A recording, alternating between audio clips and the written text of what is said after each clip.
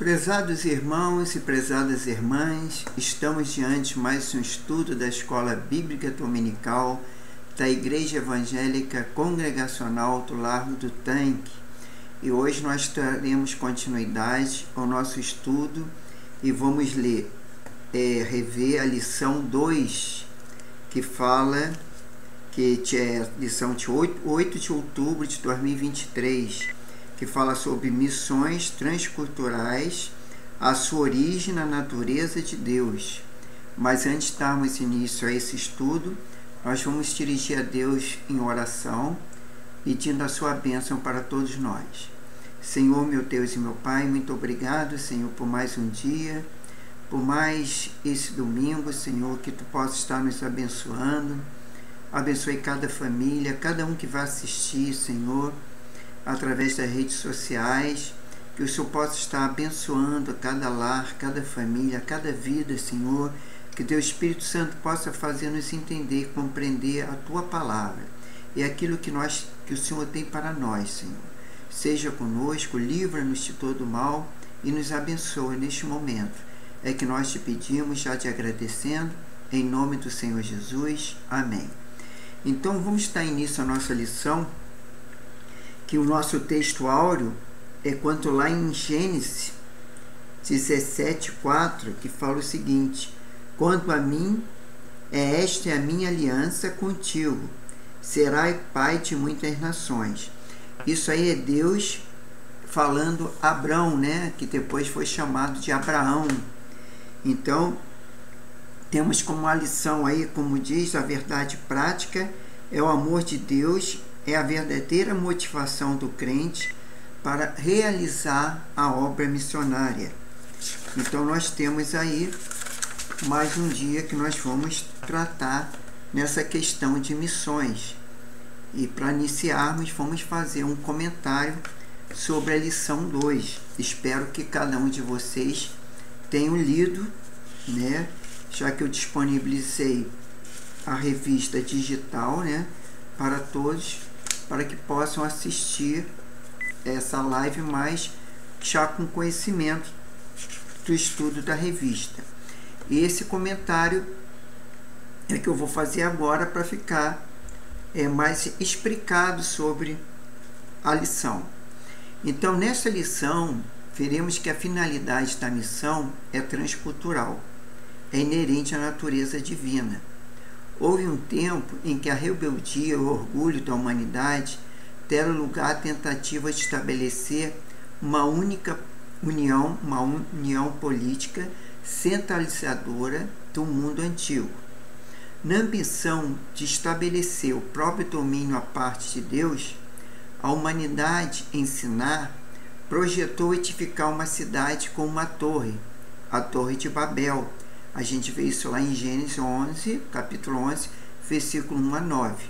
Mas Deus frustrou os desígnios daqueles homens, pela confusão das línguas, que espalhou todo pelo mundo, formando, assim, novas línguas, etnias e povos que se diversificaram pela terra. O objetivo desse comentário é contribuir para o preparo de sua aula e apresentar um subsídio à parte da revista, trazendo um conteúdo extra do seu estudo.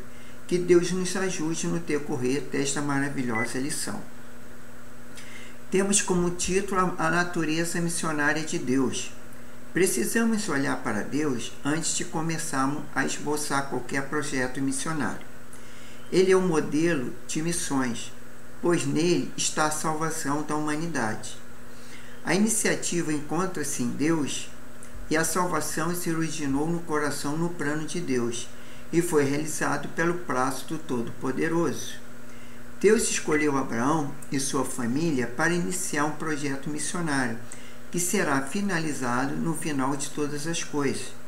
Olhando para o chamado de Abraão, entendemos que o amor de Deus, destacado no seu desejo, tem um povo chamado seu, que obedecerá aos seus estatutos e fugirá de toda qualquer raiz maligna trazida pelo pecado.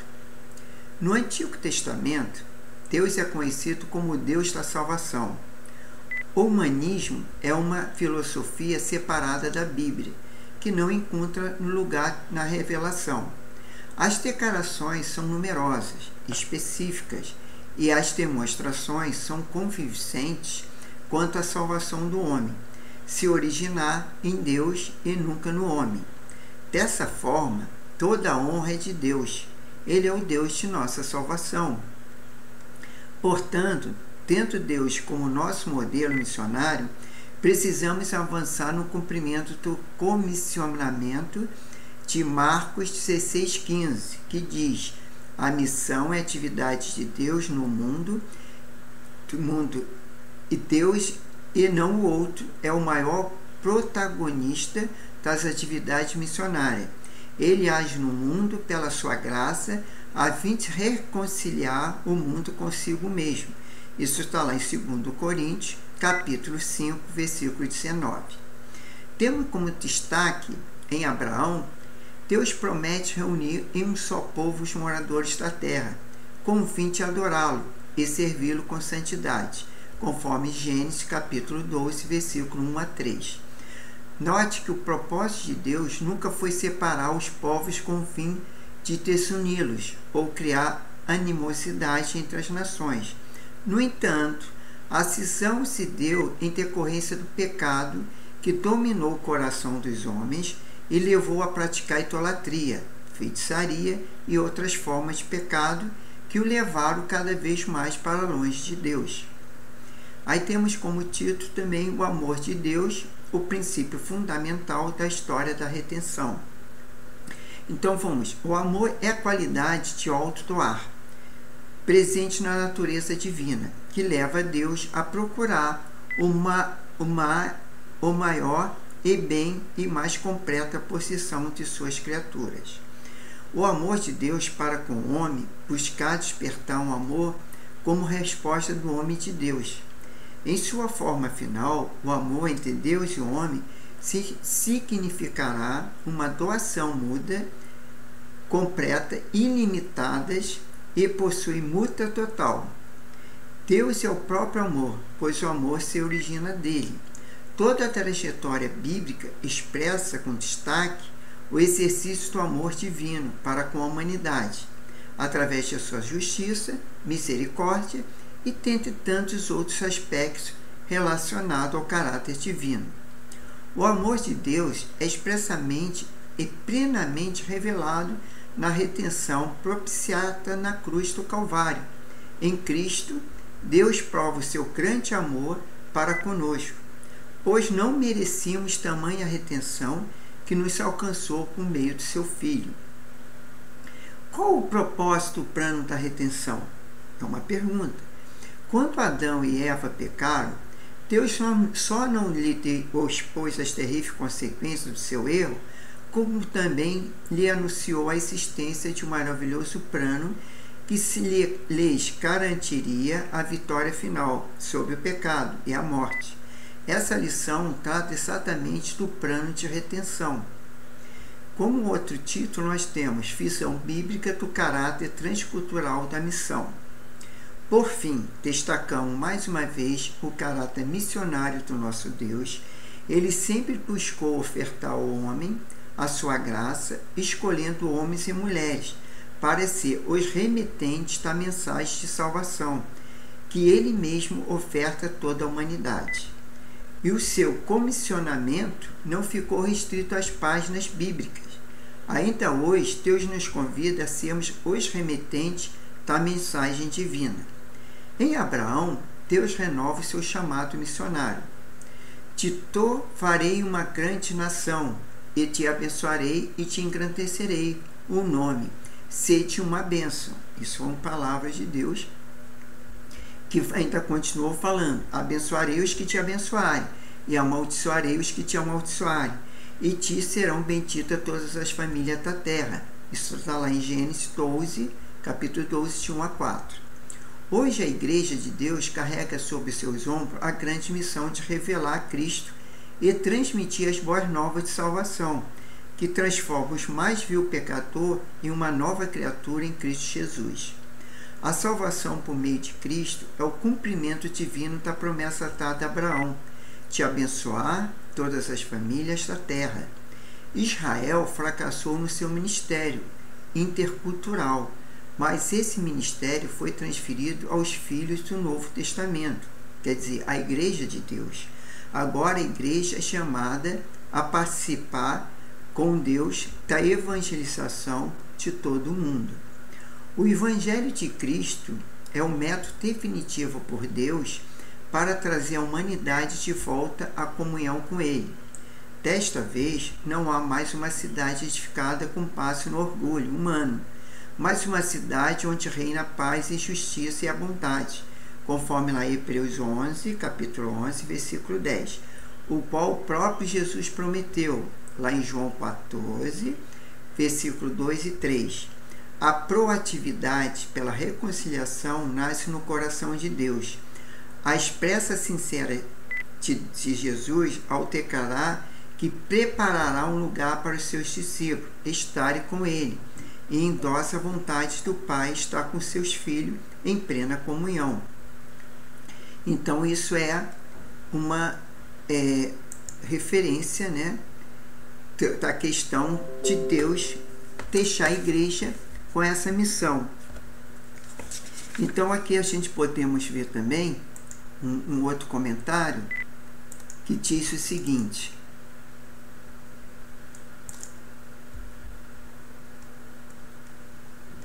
que o comentário da lição 2 ainda, né? O objetivo desse comentário, que seria um segundo comentário, é contribuir para o preparo da aula e apresentar um subsídio à parte da revista, trazendo conteúdo extra ao seu estudo. Que Deus nos ajude a decorrer dessa maravilhosa lição, porque na verdade essa lição número 2 ela é muito boa. E o título tem a Bíblia inerente à Palavra de Deus. A Bíblia é a revelação de Deus no seu trato com a humanidade. Seu autor é Deus mesmo. Seu real intérprete é o Espírito Santo. Seu assunto central é o Senhor Jesus Cristo. Crê nisso e de capital importância para o êxito do estudo da Bíblia. Nossa atitude para com a Bíblia mostra nossa atitude para com Deus. Não estamos falando de um livro pensado e planejado pelo homem, a fim de revelar poesias ou uma ficção científica idealizada na mente e no coração de alguém perfeito. A Bíblia é o poderoso livro de Deus que contém a sua revelação para o homem, seja de modo geral ou especial. De modo geral, apresentamos a si mesmo através da história, por meio dos acontecimentos que revelam a sua soberania, do universo, que transmite o poder da sua glória, ou do próprio ser humano, criado em mais semelhança de Deus. Esses três elementos apresentam a forma ímpar, que em quem é Deus, e quão grande é o seu poder e majestade. A revelação especial é o complemento da revelação que Deus fez de si mesmo na história, na criação do universo e da humanidade. Podemos ver lá em Romanos 10, versículo 11 ao 17, e Hebreus 1, do versículo 1 a 3. A revelação especial é necessária, porque a partir da queda no Éden, o relacionamento do homem com Deus foi afetado, e o pecado original de Adão passou para todos os homens, conforme Romanos 5, versículo 12. A Bíblia é divinamente inspirada, conforme 2 Timóteo 3,16. Essa tradução vem do grego theopneustos, composto por dois vocábulos, theo, que é Deus, e pneu, soprada. Significa literalmente soprada por Deus. É inspirada e chamada de verbal, porque Deus soprou nos escritores sagrados aquilo que deveria ser escrito, conforme Apocalipse 19, versículo 9, e 1 Coríntios, capítulo 14, versículo 37. Assim sendo, refutamos a teoria da inspiração por ditado, que ensina que o texto bíblico foi ditado de forma mecânica e gradual, sem levar em conta as particularidades de cada escritor. A teoria da instituição que ensina seus autores da Bíblia possuidores de genialidade religiosa para redigir os documentos sagrados, que é a teoria da iluminação, em que a inspiração é apenas uma influência divina, que na assimilação religiosa é a teoria da inspiração dinâmica, em que Deus não inspirou os vocábulos a ser cravados, mas o pensamento ou as ideias. Um livro inspirado pelo Espírito Santo. Esse é outro título. A Bíblia é um livro autêntico, que carrega suas páginas e mensagens divinas com total autoridade do seu supremo autor. Deus, apesar de ter sido escrita por 40 autores, num período aproximadamente de 1.600 anos, ela apresenta uma unidade temática que transmite uma única mensagem. Então, repetindo, para ficar bem gravado, a Bíblia foi escrita por 40 autores, num período aproximadamente de 1.600 anos. Seu conteúdo interno revela isso quando lemos profecias, que apontam para eventos futuros, cumprindo-se aos poucos, e o sentido do poder do Espírito Santo invadir os nossos corações ao lê-la. Isso tudo representa a evidência interna da sua autenticidade. As evidências externas são aquelas que, por meio da arqueologia, da história ou das tradições orais, que são transmitidas de pai para filhos, remontam à verdade bíblica ao longo dos tempos.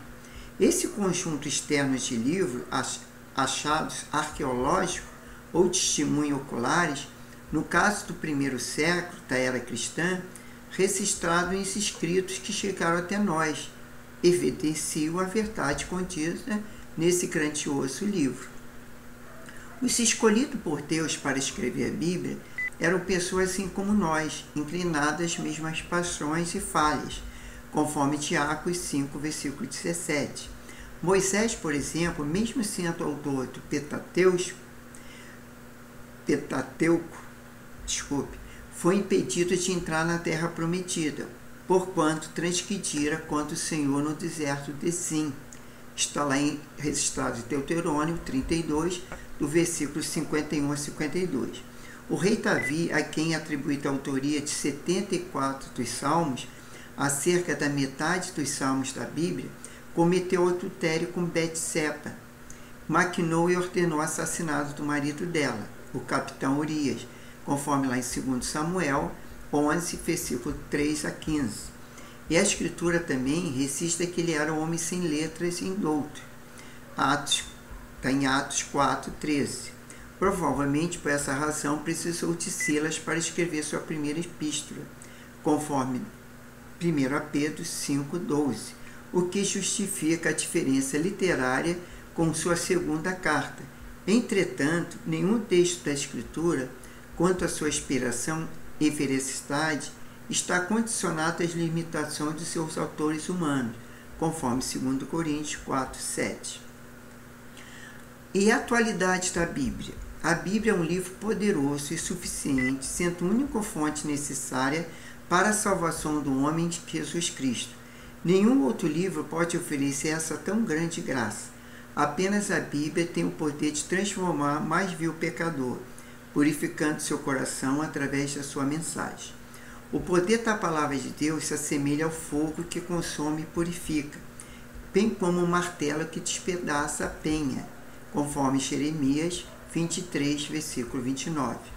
As qualidades de fogo e martelo indicam que nada pode impedir o cumprimento da palavra de Deus, conforme Isaías 55, versículo 11 e Jeremias 5, versículo 14.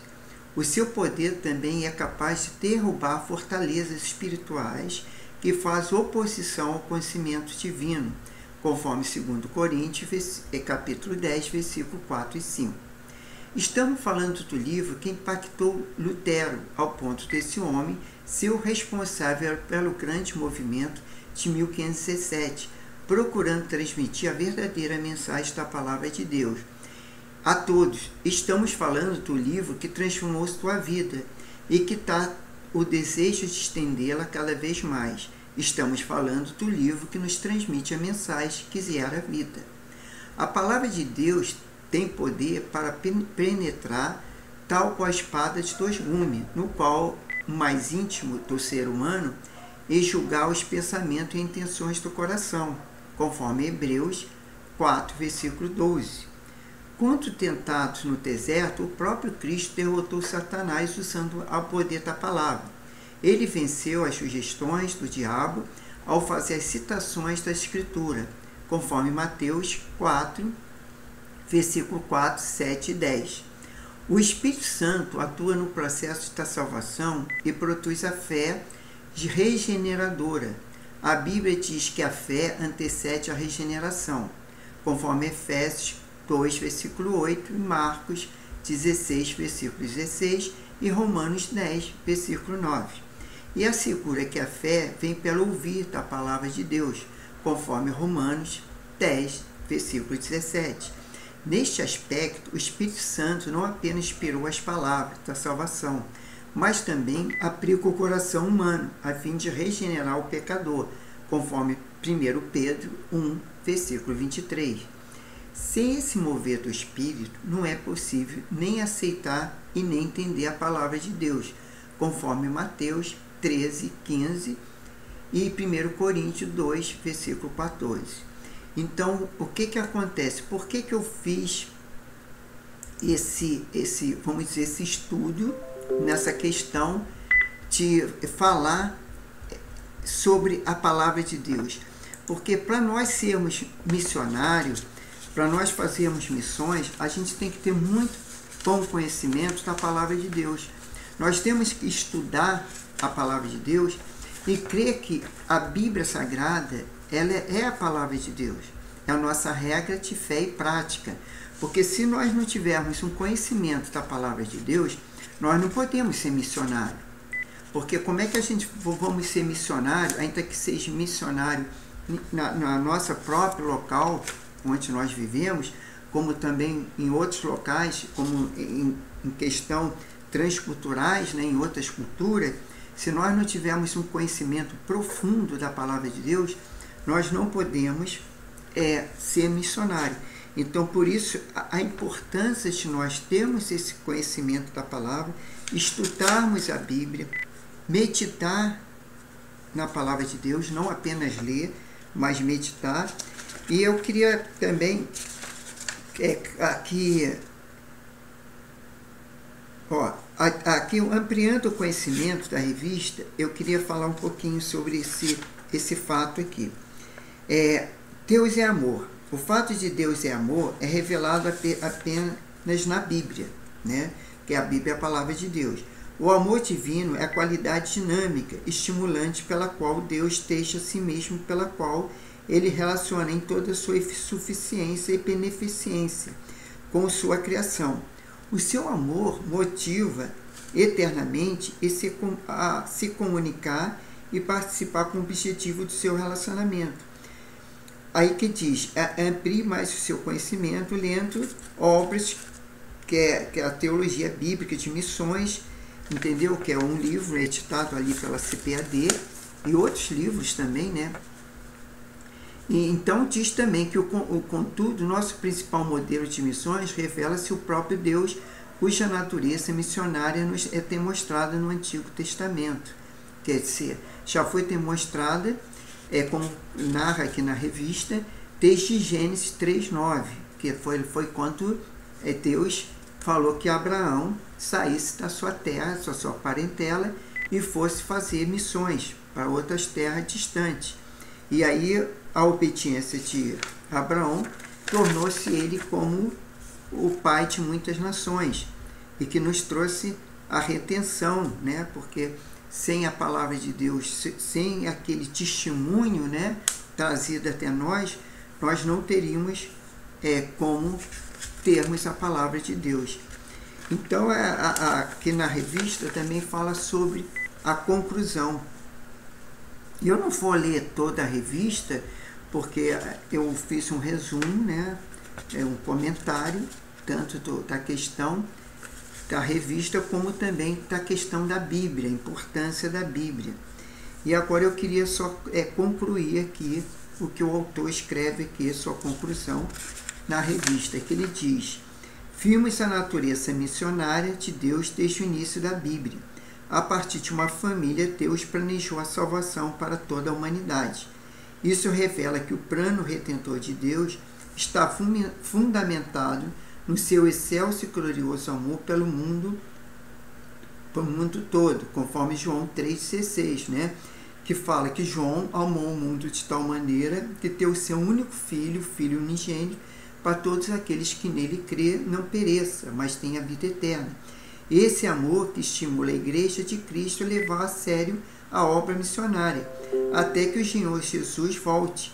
Deus não desistiu do pecador, por isso ele conta conosco, pois é sua vontade que todos os homens se salvem, conforme 1 Timóteo 2, versículo 4. E aqui a gente poderia só fazer uma revisão do conteúdo, né, que está aí na revista, que no primeiro número 1 diz: o que o apóstolo Paulo escreve a respeito da bênção de Abraão? É uma pergunta. Então vamos lá para a resposta. O apóstolo Paulo escreve que esta bênção refere-se ao evangelho revelado em nosso Senhor Jesus Cristo, o descendente legítimo de Abraão, conforme Gálatas 3, de 8, versículo de 8 a 16.